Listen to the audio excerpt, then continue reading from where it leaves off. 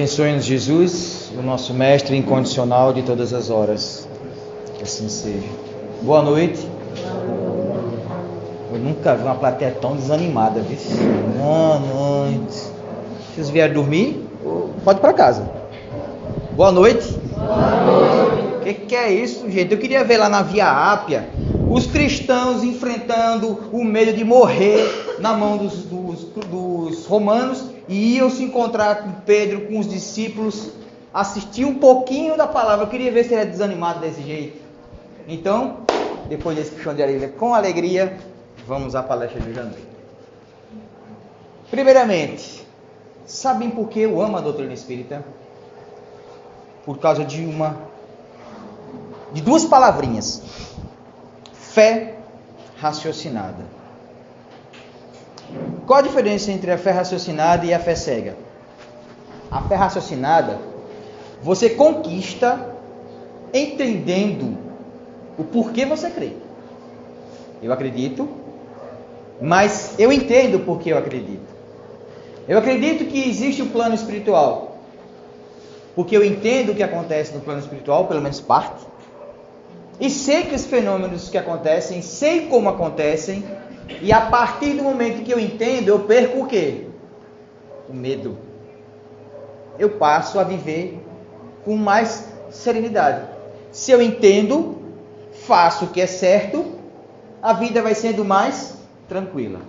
Entendido isso, eu vou contar duas histórias reais para ilustrar o tema da noite. Hoje nós vamos falar sobre a transmissão do pensamento, o poder da prece. Nós vivemos momentos que está precisando de muita oração. E eu vou explicar o porquê. Então, André Luiz, em uma de suas obras, ele está acompanhando o seu mentor. Salvo engano, não, tenho certeza, Obreiros da Vida Eterna, é o nome do livro. Eu não lembro o nome do mentor, não sei se é Anacleto, eu não lembro direito.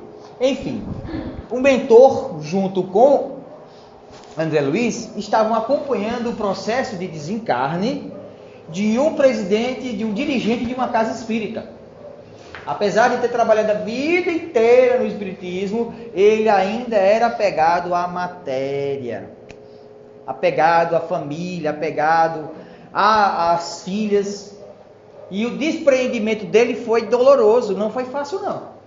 E estava lá, por mérito do trabalho dele, a mãe desencarnada acompanhando o processo, um mentor, uma equipe espiritual protegendo o lugar e acompanhando todo o processo de desencarne. E enquanto ele estava passando pelo processo de perturbação, quem estuda o Livro dos Espíritos sabe o que eu estou falando, perturbação é um estágio que passa assim que o corpo morre. O espírito não sai para fora do corpo como se abre uma gaiola e o passarinho foge. É um processo lento que vai se desligando célula a célula do perispírito ou do corpo físico. Então é algo que leva algum tempo. Dependendo do avanço espiritual, pode demorar minutos ou demorar dias a anos. Por isso que desencarne é desencarne e morte é morte. Morte é o corpo que para de funcionar. Desencarne é quando o espírito e o perispírito se desliga daquele corpo. Está assim de espírito nos cemitérios, acompanhando há anos o apodrecimento dos corpos. Está lá preso aos restos, não tem mais nada, osso, e ainda está lá preso, porque eram ligados à matéria.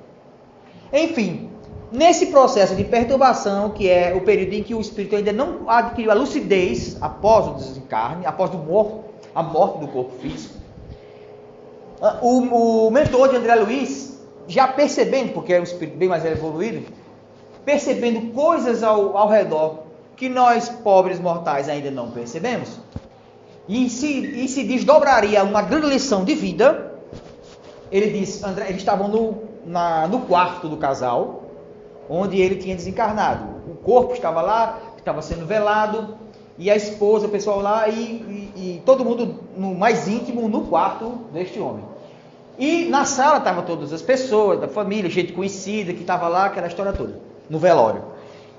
E o mentor de André disse, vá até a sala, fique próximo daquele grupo que tem ali, daqueles 3 homens que estão conversando. Fique do lado e preste atenção no que vai acontecer. André não questionou, obedeceu a ordem do mentor, coisa que a gente não faz, né? A gente não obedece nosso mentor, o mentor está gritando aqui, homem, e a gente fazendo outras coisas. E aí, lá vai André, fica próximo de 3 homens conversando. Eram 2 jovens e um senhor de idade. Quando André se aproxima, se acerca daquele pequeno grupo, ele começa a prestar atenção no nível de conversação. Então, eles estavam falando de acontecimentos pretéritos do desencarnado, do homem que acabou de morrer. E entre eles eram conversas fúteis, de curiosidade, não eram conversas edificantes. Então o que se falava? Ele viu, foi testemunha de um assassinato. Eu tenho certeza que ele sabe quem foi que matou fulaninho. Você não lembra não do fulaninho que morreu assassinado, que ninguém sabe quem matou? E ficava naquela conversa de fofoca de beira de bar. E o mais velho, que era o mais antigo que havia convivido, ele disse, eu sei quem foi. É mesmo? E aí, de repente, enquanto eles estavam conversando, André Luiz, em espírito, esses eram encarnados, André Luiz espírito, vê da janela surgir a figura de uma criatura desfigurada, aparência horrível, parecia tipo um demônio, de tão terrível que era a aparência física daquele espírito. E gritando, o que vocês querem de mim? Que estão me chamando? Eu já me arrependi desse pecado. Ou seja, pelo fato de estarem conversando da vida do desencarnado sobre a vida de outras pessoas, evocaram a presença de um espírito sofredor revoltado. E ele apareceu. Ele foi lá. Essa foi uma grande lição que André Luiz aprendeu. Por isso depois ele escreve nos livros Sinal Verde, Conduta Espírita, que a gente não lê, na verdade. Quem já leu Conduta Espírita? Eu não vou nem perguntar. Nem responda, não quero nem saber. Só a senhora levantou a mão, então pronto. Conduta Espírita, André Luiz traz as orientações, que ele diz que justamente aquilo que você fala, você cria imagem mental. A imagem mental é uma vibração que atrai espíritos, ou bons ou ruins. Então quando você fala, por isso que aquela história de você não falar de ninguém, não falar da vida de ninguém, é o maior meio de segurança espiritual.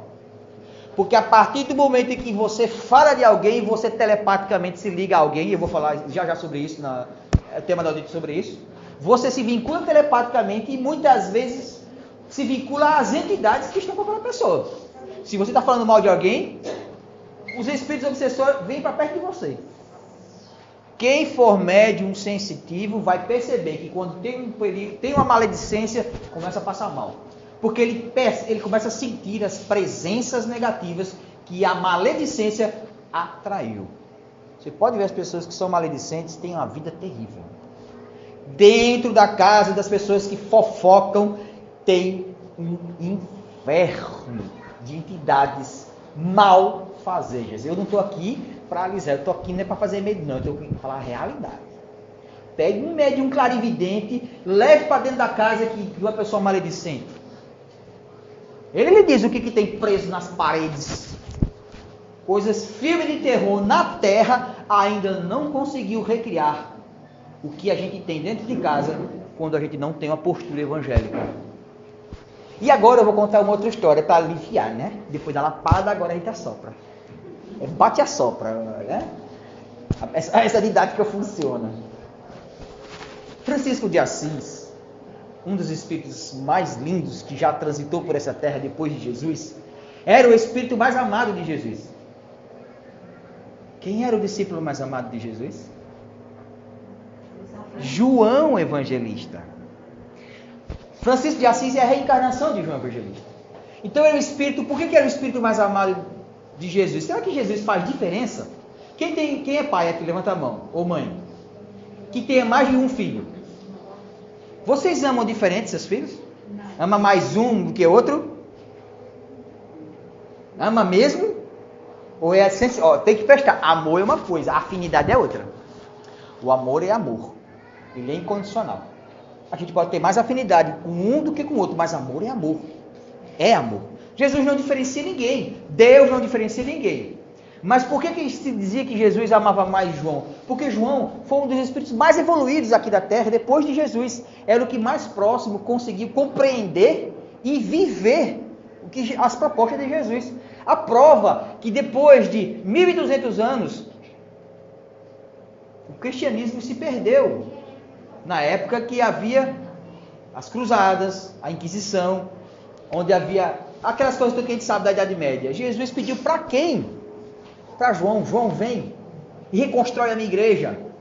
Volta lá e mostra o que é o Evangelho, que já está esquecido. Então João Evangelista, quando reencarna como Francisco de Assis, ele vai seguir as pegadas de Jesus. Ele foi humilde, despreendido. O que Jesus fez, ele fez de uma forma menor, mas ele fez igual. Leiam aquele livro de João Desmaia, pelo Espírito Miramês, Francisco de Assis, contando a história dele. É de arrepiar, é lindo demais. E aí, num desses episódios que acontecem, no momento da vida dele, ele já tinha criado a ordem dele, ele foi até o Papa, conseguiu depois de muito sacrifício, que o Papa o aceitasse como uma ordem, porque assim ele não ia ser perseguido, porque ele era perseguido, e quando todo mundo era abusando da riqueza, ostentando, Francisco era o contrário, era o máximo da humildade, da simplicidade e da pobreza. Mas ele veio para chocar. E estava sendo perseguido por membros da igreja. Aí quando ele fala com o Papa autoriza ele criar uma ordem. Quando ele cria a ordem dos franciscanos, pô, ninguém mexe com ele. Aí pode ser pobre sem ninguém perturbar com um bichinho. E aí, ele já tinha Frei Leão, vários outros freis que acompanhavam ele, e alguns discípulos que estavam disseminando, indo para outras regiões, 7 deles seguiram para uma área, pediram a bênção dele, eles chamavam de Pai Francisco. Pai Francisco, a gente quer a sua bênção para a gente ir pregar e seguir o nosso caminho por uma outra região da Itália. Eles foram, para encurtar a história. Chegaram num casarão, na beira de uma estrada, já estava anoitecendo, e eles andavam a pé, descalço, dormiam no chão. O travesseiro era uma pedra, a cama era o chão. As folhas das árvores eram um cobertor. Passava um frio. Itália, gente. Onde é a Itália? Europa, lá quando esfria mesmo, é neve. E aí eles lá viram um casarão abandonado, aparentemente abandonado no meio da estrada. Foram entrar, ver se tinha alguém para eles se abrigarem na noite, que já fazia frio. Bateram a porta, alguém do lado de dentro, quem é? Olha, nós somos homens de Deus, pessoas de Deus, somos missionários e a gente gostaria de passar a noite aí para não ficar no frio do relento. Não, nós não recebemos ninguém aqui. E ele continuou insistindo e, enfim, nós não podemos receber ninguém. Mas nós não ligamos, nós não podemos receber, que nós somos doentes. Nós também não ligamos, nós gostaríamos de entrar. Aí quando a pessoa abre, o rosto é todo carcomido, em ferida. Era morféia, a lepra. Então naquele casarão foram relegados daquela cidade, da Itália, as pessoas que tinham lepra. Famílias inteiras, crianças, e eles entraram, acolheram, abraçaram o homem fazia muito tempo que não recebia um abraço de ninguém, e ele ficou logo, nossa, e aí receberam os 7 franciscanos. Eles tinham visto Francisco de Assis fazer curas instantâneas. Ele viu lá em Assis pessoas com lepra, e Francisco de Assis o chama, venha cá, e vai dar um banho. E Francisco dava banho na pessoa, e conforme ele passava a mão onde tinha as feridas, acabavam-se as feridas. Francisco curou muita gente desse jeito, como Jesus fez. E aí o que acontece? Esses discípulos chegaram lá, conheceram as pessoas, fizeram a refeição com eles e foram dormir. E esse homem que o recebeu, ele chamou, vamos dormir com o nosso aposento, onde tem minha filha, minha esposa, a gente dorme todo mundo lá que tem espaço. Foram lá, cada um se deitaram, e aí, quando todos estavam lá se preparando para dormir, o líder deles, daquela expedição, conversando com o outro, disse, olha, se Pai Francisco estivesse aqui, eu tenho certeza que curava esse homem. Se Pai Francisco estivesse aqui, Pai Francisco curava. E ele ficou com aquilo na cabeça. E de repente ele começou a orar. Ele começou a pensar, Pai Francisco, o que o senhor pode fazer, Pai Francisco? E pensando em Francisco de Assis. a muitos quilômetros, centenas de quilômetros de distância, Francisco estava conversando com outros discípulos e aí ele sente uma mão tocar no seu ombro. Quando a mão toca no ombro dele, ele sente uma energia. Eu reconheço essa energia. Eu reconheço essa presença. E aí ele escuta a voz. Francisco, temos trabalho a fazer. Era Jesus. Chega, eu me arrepio. É bom demais essa história. E aí Francisco desdobra. Quem estuda mediunidade sabe do que eu estou falando. Francisco desdobra. E acompanhado de Jesus, foi Jesus e Francisco de Assis àquela cidade. E aí, quando eles chegam naquele quarto, daquele casarão, as pessoas dormindo, só os franciscanos acordados, menos um, que eu esqueço o nome dele, estava deitado no chão, dormindo, e o outro era vidente, tinha visto uma substância leitosa saindo da boca, do nariz e do ouvido dessa pessoa que estava deitada, desse franciscano, indo em direção de Francisco. Quando ele viu Francisco entrando, eles não viram Jesus, mas viram Francisco. Francisco entra e aí toca o homem com a sua mão. Só que por cima da mão de Francisco tinha a mão de Jesus, que utilizou os fluidos magnéticos do médium, de todos eles, e realizou uma cura. E aquele homem foi curado instantaneamente, à distância. Do jeito que Jesus curou a filha de Publio Lentulus, à distância. Do jeito que curou o servo de Cornélio, à distância.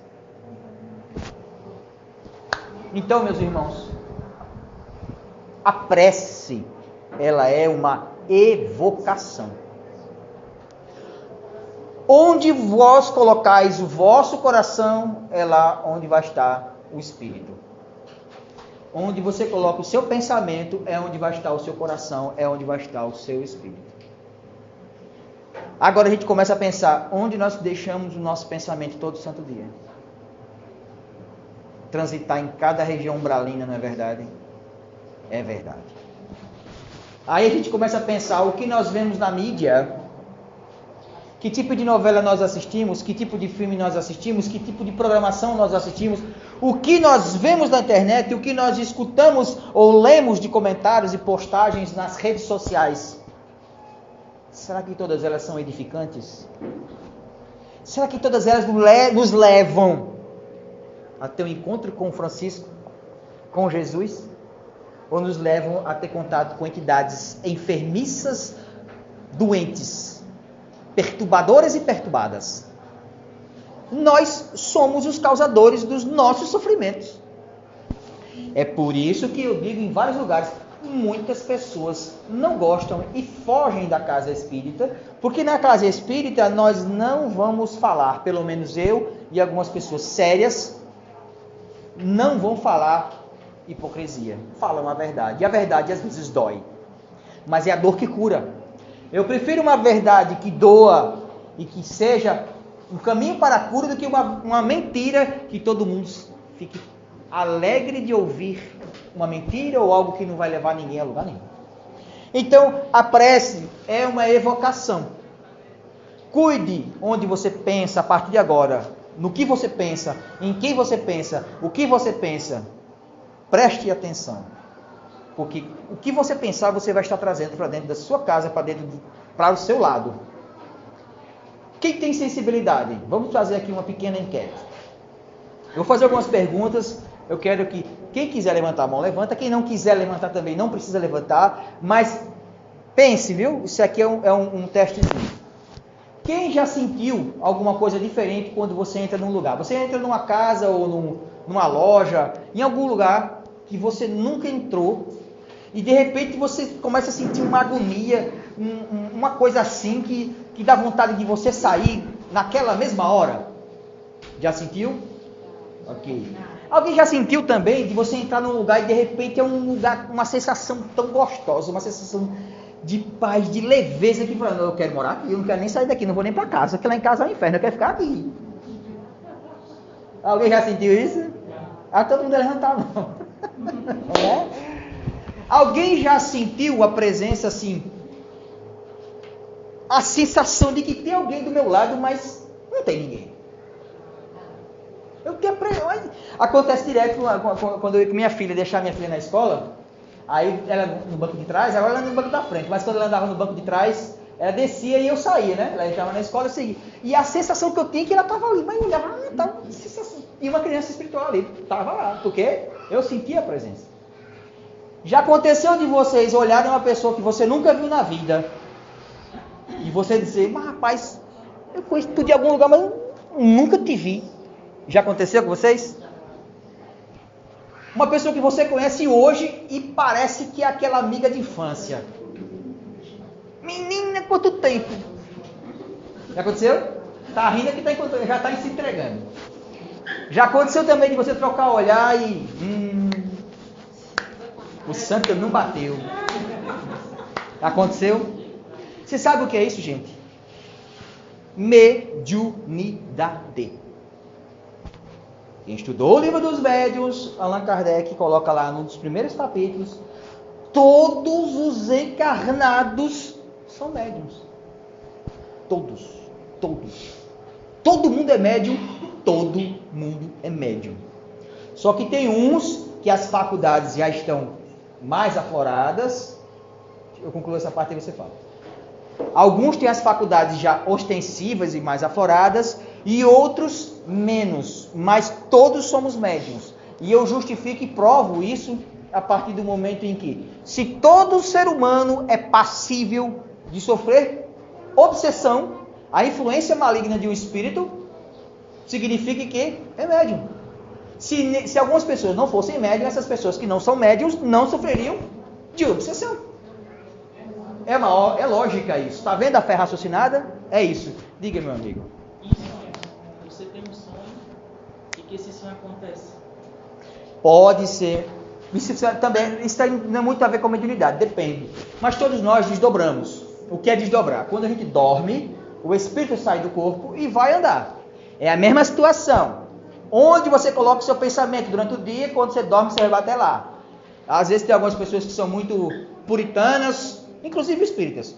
Não, porque não ando em certos lugares, não ando em certos o quê, e só pensando, quando desdobra, vai bater nos carnaval da vida, vai bater nos cabaré da vida, em espírito, vocês não têm noção onde a gente vai, se nós não tivermos a cabeça purificada. Quem você traz para perto de si, é o seu pensamento quem vai dizer. Voltamos novamente ao livro dos Espíritos, voltamos ao livro dos Médiuns, quando se pergunta, o que atrai um bom espírito? Justamente a abnegação, desinteresse, caridade, humildade, buscar se progredir, buscar fazer o bem, mesmo que a gente seja falho, ok? Então, muitas vezes, quando a gente vai dormir, que o espírito sai, dependendo se a gente tem a companhia do nosso mentor, porque a gente se vincula a ele, a gente tem uma ideia, um pensamento já edificante, faz um trabalho na casa espírita, busca se melhorar. Ele te leva para alguns lugares e às vezes é possível ele ter acesso às coisas da sua própria programação que estão por acontecer. Então, essa presciência, o fenômeno de presciência, previsão do futuro, depende, às vezes é um fator mediúnico, às vezes é porque foi permitido pela espiritualidade que lhe acompanha que você lembrasse. Entendeu? Isso é perfeitamente comum. Muitas pessoas têm e só não sabem parar para interpretar, estudar e se reconhecer, se entender. Mas aí você pode procurar, você entra na codificação, lá você vai ter sonhos e premonições. Tem no livro dos Espíritos. Dá uma olhadinha que vai lá explicar bastante. Então, nesses minutos que a gente tem para terminar, como funciona a transmissão do pensamento? Cientificamente é possível se explicar. Como? Como vocês escutam a minha voz? Por que vocês escutam a minha voz, gente? Vamos pensar. Oi? A voz não. O pensamento sim. Você chegou perto, mas botou a carroça na frente do cavalo. Vocês escutam minha voz por causa das ondas do som. A vibração da minha corda vocal, propagada no ar, vibra. E o meio, o ar, é necessário para transmitir essas ondas até o ouvido de vocês. Se aqui tivesse no vácuo, vocês não me ouviriam. O pensamento funciona num processo bem parecido. Aí sim, são ondas eletromagnéticas do pensamento. O som tem um limite, que é o ar. Onde existir ar, existe som. Não tem ar, não tem som. Por isso que no espaço não tem som. Som material. Existem outros tipos de vibrações que também emitem som, que não é audível aos nossos ouvidos humanos. Ok? Enfim, quando a gente pensa, é uma emissão de ondas eletromagnéticas que não tem fim. Não tem fim. Se você tiver capacidade de pensar no planeta Júpiter, agora eu estou pensando em Júpiter, meu pensamento está indo para lá. Ele vai. A velocidade do pensamento ele é 7 vezes mais rápido que a velocidade da luz. Quanto é a velocidade da luz? 300 mil quilômetros por 1 segundo. Então, em 1 segundo, 300 mil quilômetros. Agora multiplique isso por 7. 2 milhões e 100 mil quilômetros em 1 segundo. Isso é a velocidade do pensamento. Então, o pensamento vai para o universo em lugares que a gente nem sonha ainda. Por isso que a prece, a oração, ela chega a quem tem que chegar. Você pensa em Jesus, pensa em Deus, pensa em Maria, pensa em uma entidade superior, chega lá. Deixa eu ler um pedacinho do Evangelho para vocês verem o que está escrito aqui no capítulo 27, pedis e obtereis. Item 9, ação da prece, transmissão do pensamento. A prece é uma invocação. Por ela nos pomos em relação mental com o ser a que nos dirigimos.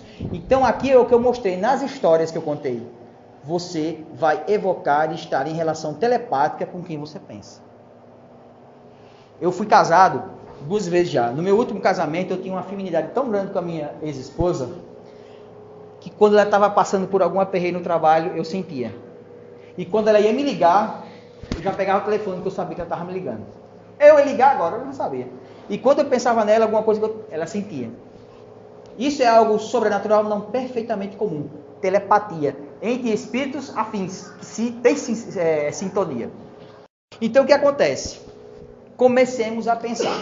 Outro ponto muito interessante que ele fala aqui é isso aqui, ó. A energia da corrente está na razão direta da energia do pensamento e da vontade. Nunca ninguém pensou que estudar ciência lendo o Evangelho, né? Diga a verdade, quem foi que pensou que estudar ciência lendo o Evangelho? Pois é, o Evangelho que a gente nem lê, mas tá aqui, ó. A energia da corrente, que corrente? A corrente mental, a força do seu pensamento. Então, a força da prece, ela vai estar diretamente ligada à sua vontade. A sua vontade. Quanto mais você colocar vontade numa prece, essa prece vai ter energia. Quanto mais energia, mais ela vai firme onde tem que chegar. Mas também o Evangelho explica, e no Livro dos Espíritos explica também, que às vezes quando a pessoa não tem essa força para essa prece chegar onde tem que chegar, os bons espíritos dão um empurrãozinho e a prece chega aonde tem que chegar. Agora, para a gente finalizar, tem coisas muito interessantes. Primeiro, quais são as funções da prece? São 3. Alguém sabe me dizer, os universitários? Primeiro, é o que 100% das pessoas fazem. Pedir. 100% das pessoas fazem. Primeira função da prece, pedir. Segunda função da prece, isso aí já cai pela metade. Agradecer. Ainda tem quem agradece. Louvar, esse aí se faz. Louvar chega a níveis bem... Então são 3 as funções da prece. Primeiro, qual é? Quero ouvir todo mundo. Primeira função da prece é? Pedir. Muito bem. A segunda função é? Agradecer. E a terceira? Só que a gente pede. A gente não lembra de agradecer. E raras vezes a gente louva. Que tal a proposta que eu faço a vocês é inverter esse processo? Vamos começar agora nossas preces louvando, agradecendo e depois ver se merece pedir alguma coisa. Vamos pensar nisso? Quando foi... Achei fantástico. Cadê a nossa amiga? Tá ali. Porque ela, quando começou a prece, está me imitando. Porque lá no centro eu começo do jeito que ela fez. Vamos começar agradecendo? Eu sempre começo agradecendo. Pelo ar que eu respiro, pelo alimento do corpo, do corpo físico, pela água que a gente bebe, pelo alimento. A gente tem que agradecer. A gente reclama da vida e a gente não agradece tudo que a gente já tem. E eu vou dizer agora para vocês, não importa a dificuldade nem o problema que vocês tenham, não importa. Vocês têm um primeiro e único e grande motivo de agradecer a Deus. Quem sabe dizer o que é? Parabéns. Essa aqui não vai cumbrar hoje. Também não vai morrer hoje. A vida. São bilhões de espíritos querendo entrar na matéria para ter a chance de estar como nós hoje, se reajustando, se libertando das amarras e das dores, dos débitos do passado, para poder ter uma vida mais feliz agora e no futuro. Então, os problemas da vida são os grilhões sendo rompidos. Agradeça pelas dificuldades. Problemas fazem parte da vida. E reencarnou, o problema faz parte. Jesus disse isso há 2000 anos, mas nós não escutamos. Nós não temos ouvido para escutar Jesus, porque nós não queremos. Porque ele disse, tem uma frase que está no Evangelho de João, que diz assim: não turbeis o vosso coração com embriaguez, com devassidão e nem com problemas da vida. Não turbeis o vosso coração, não deixe seu coração ficar pesado. Ele disse que problemas da vida, por que ele falou em problema? Porque faz parte da vida ter problema, é uma questão reencarnatória. Ele diz depois, tem uma outra frase que ele diz lá na frente, em outro episódio, em outro momento, que ele diz: basta o dia de hoje o seu mal. Quando ele ora no Pai Nosso, o que ele fala sobre o pão? Dá-nos o pão de amanhã, e depois de amanhã, daqui 15 dias, daqui um mês. O pão de hoje.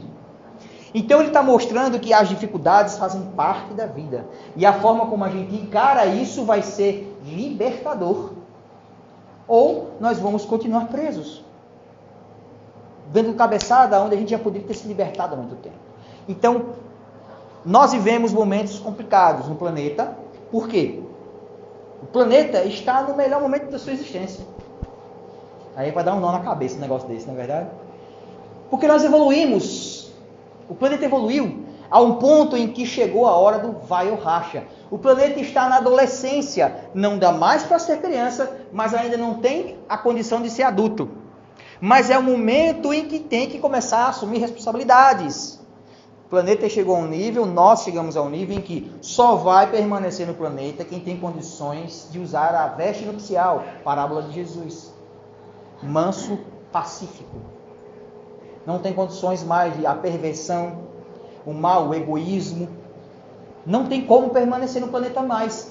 Quem tiver ainda dentro do seu coração egoísmo, orgulho, maldade, violência, preconceito, racismo, orgulho, todos nós temos. Inveja. Ninguém pode dizer que não tem isso. Todos nós temos. Só que nós temos que trabalhar isso. E rápido, ligeiro, não temos mais tempo. Para poder merecer permanecer no planeta. Porque senão, quando a gente desencarnar, não tem problema nenhum.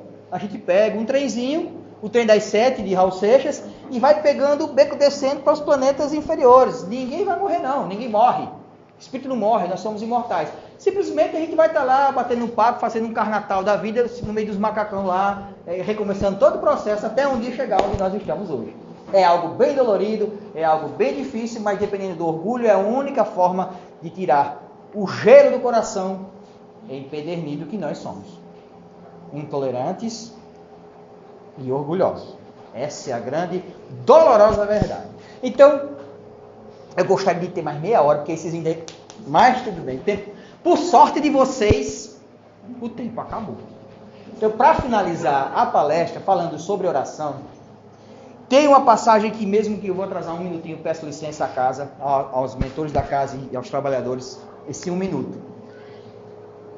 Jesus não veio à Terra para fazer religião.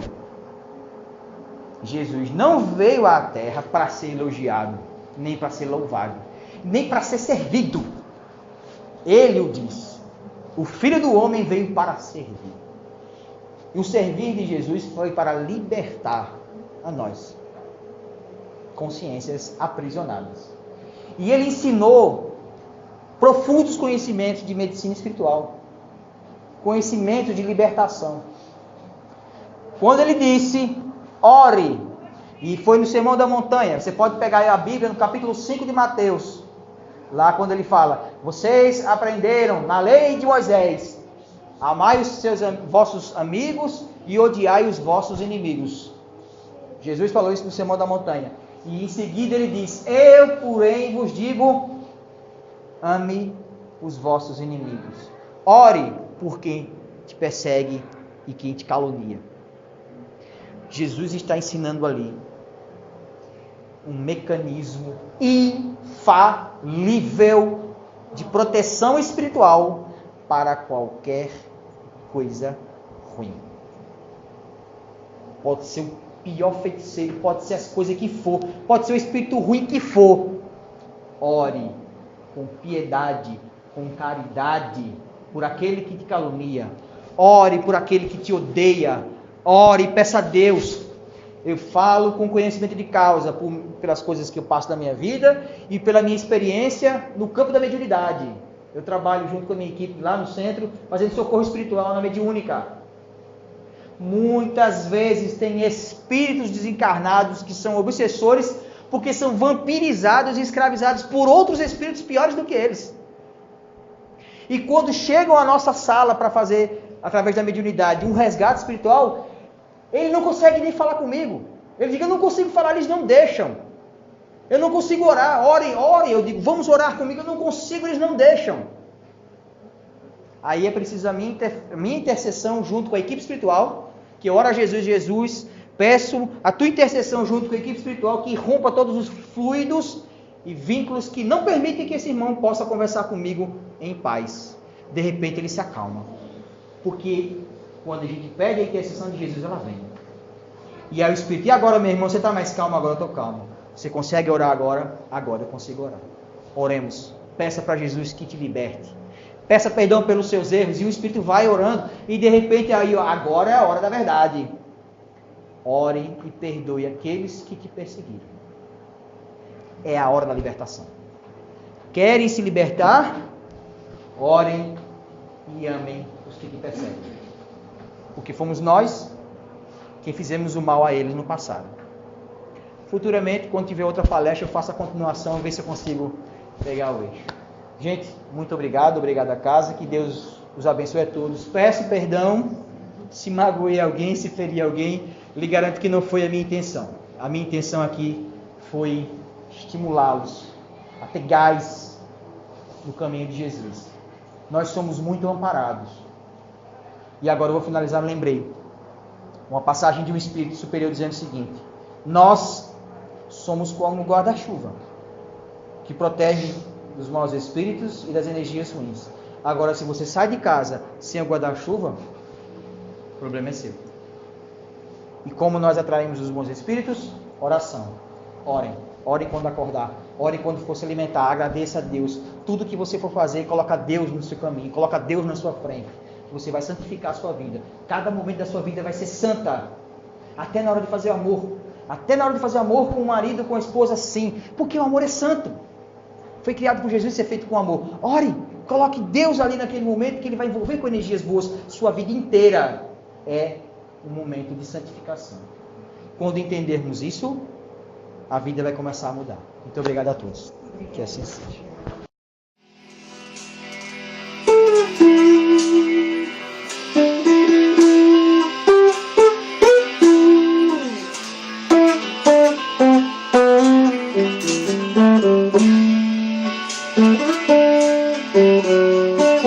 Thank you.